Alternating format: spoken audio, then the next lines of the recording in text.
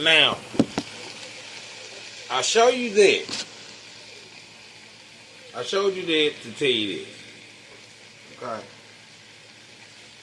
Now, I remember Ric Flair made a statement some years back. He pretty much said, Bret Hart, never draw the dime. He was on top in WWE, and he had Hogan, and he ain't he couldn't sell and this and that or whatever. And when he got WCW, Eric Bischoff gave him $2-3 million. So his first year, and he, Eric Bischoff was dumb. And let me clarify this. Okay, clarify this. And like I said, I like both wrestlers, but I call shit down the middle on what was going on. Okay, the real reason why the WWE was in financial difficulty is because when the WWE was really, really booming, had Hulk Hogan, the Ultimate Warrior, this and that, all this stuff. Vince wanted to go ahead and venture out other opportunities. He loved bodybuilding. He said, you know what?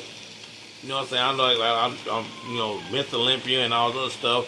Some of those guys never got their push. What I'm going to do is I'm going to form the WBF. That's World Bodybuilding Federation. So he took a lot of guys that didn't make it in those realms, and he pretty much made that. He gave them guaranteed contracts over his wrestlers. Then with the bodybuilding thing, he gave them guaranteed contracts, because they bodybuilders. The wrestlers was basically making whatever fuck, the house shows and all the other stuff, which pissed a lot of them off. That's one reason why a lot of people jumping ship, and he got in trouble over the steroid trial because the doctor that been giving them that, those caseloads of steroids testified and said, Vince pretty much had me write prescriptions so that way he gave it to some of his wrestlers too. So that's one reason why Vince had a 5-year, 4-5-year steroid case of the steroids and all that stuff, because that's and that's what broke the WWE down to the point that financially it was at its lowest.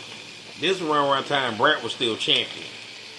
So a lot of people know that he was selling out like the Hulk Hogan's and the Ric Flairs and all that stuff because all this shit was going on.